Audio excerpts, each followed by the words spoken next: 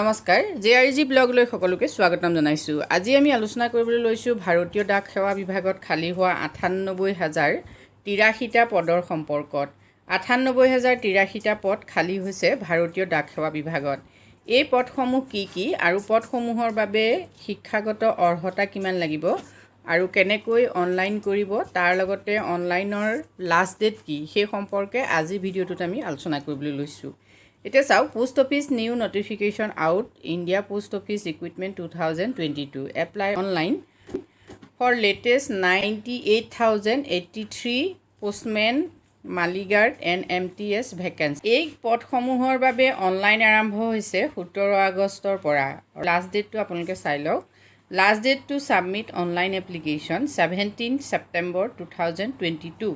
17 ছেপ্টেম্বৰলৈকে আপোনালোকে অনলাইন কৰিব পাৰিব। পদসমূহৰ সম্পৰ্কত সবিশেষ তথ্যখিনি প্ৰথমতে চাই লওক। India post office recruitment 2022 latest notification details. Organization name হ'ল India post office. Job type central gov. Recruitment type direct recruitment. আৰু পোষ্টসমূহ চাওক, postmen mail guard and MTS। Total vacancy 98,083। Job location all over India. Salary as per rule. Apply mode হ'ল online. Application start 17 August 2022. Last date for submission of the application 17 September 2022. Official website to আপোনালোকে চাওক, যেহেতু সকলো ধৰণৰ তথ্য আপোনালোকে official ৱেবছাইটত গৈ লাভ কৰিব পাৰিব আৰু ইয়াতে আপোনালোকে এপ্লাই কৰিব পাৰিব। গতিকে অফিচিয়েল ৱেবছাইটটো চাই লওক। https://www.indiapost.gov.in এই ৱেবছাইটত গৈ আপোনালোকে এপ্লাই কৰিব পাৰিব। কোনবিলাক পোষ্টৰ কিমান ভেকেঞ্চি সেই সম্পৰ্কে জানি লওক। পোষ্ট নেম হ'ল পোষ্টমেন। পোষ্টমেণ্টৰ ভেকেঞ্চি আছে 59,099। মালিগাৰ্ডৰ ভেকেঞ্চি 1,455 আৰু MTCৰ ভেকেঞ্চি হ'ল 37,539। টোটেল ভেকেঞ্চি হ'ল 98,083 পোষ্ট। গোটেই ভাৰততে পোষ্টসমূহ ওলাইছে, গতিকে চাৰ্কুল ৱাইজ পোষ্টৰ সংখ্যা কিমান সেই সম্পৰ্কে আপোনালোকে চাই ল'ব পাৰে। State wise post office postmen vacancies details given বিলো। চাৰ্কুল নেম আৰু post office postmen vacancy. Postmen vacancy ক'ত কিমান খালী হৈছে চাওক। অন্ধ্ৰপ্ৰদেশত হ'ল 2,289। এতিয়া আমাৰ যিহেতু অসমৰটোৱে বিশেষকৈ দৰকাৰ, অসমত পোষ্টমেনৰ পোষ্ট খালী আছে 934। বিহাৰ, ছত্তীশগড় এইখিনি আপোনালোকে এনেকৈ চাই ল'ব। সবিশেষ তথ্য ইতিমধ্যে দিয়া আছে ইয়াত, আপোনালোকে এইখিনি চাই ল'ব।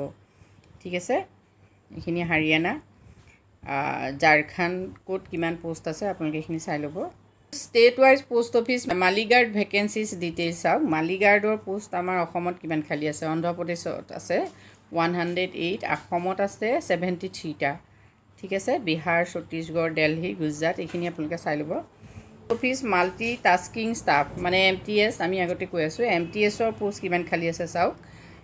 MTSৰ পোষ্ট অসমত খালী আছে 747, অৰ্থাৎ অসমত বেছি খালী থকা পোষ্টৰ সংখ্যা হ'ল MTS মানে মাল্টি টাস্কিং ষ্টাফ।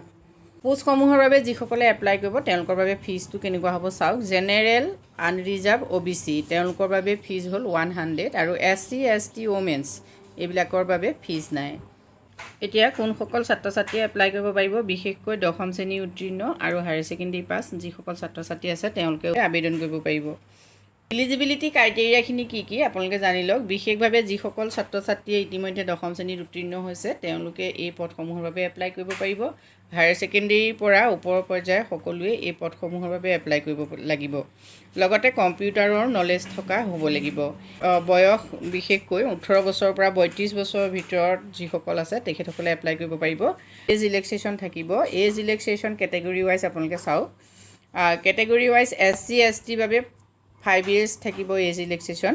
OBC বাবে 3 years, PWDৰ বাবে 10 years, PWD plus OBC 13 years, PWD plus SC, STৰ বাবে 15 years এজ ৰিলেক্সেশ্যন থাকিব। গতিকে এইখিনি যথেষ্ট গুৰুত্বপূৰ্ণ হয়। আৰু এডুকেশ্যনেল কোৱালিফিকেশ্যন চাওক। Candidate should have pass 10th, 12th from any recognise board. ইতিমধ্যে মই কৈছোঁৱে, গতিকে যিসকলে মেট্ৰিক পাছ কৰিছে, যিসকলে হায়াৰ ছেকেণ্ডেৰী পাছ কৰিছে সেই সকলোৱে এই পদসমূহৰ বাবে আবেদন কৰিব পাৰিব। এতিয়া চাওক, পদসমূহৰ সম্পৰ্কত আপোনালোকে যদি ডিটেইলছত জানিব খোজে তেতিয়াহ'লে যিখন অফিচিয়েল নটিফিকেশ্যন, সেই নটিফিকেশ্যনখন মই ডেছক্ৰিপশ্যন বক্সৰ লিংকত দিম। তাত গৈ আপোনালোকে সম্পূৰ্ণ তথ্যখিনি চাই ল'ব পাৰিব। আৰু নটিফিকেশ্যনখনতে অনলাইন এপ্লাই কৰাৰ লিংক থাকিব, আপোনালোকে তাৰ পৰা গৈও এপ্লাই কৰিব পাৰিব। আজিলৈ ইমানেই। যদি ভিডিঅ'টোৰ পৰা উপকৃত হৈছে তেতিয়াহ'লে কমেণ্ট কৰি জনাব। ধন্যবাদ।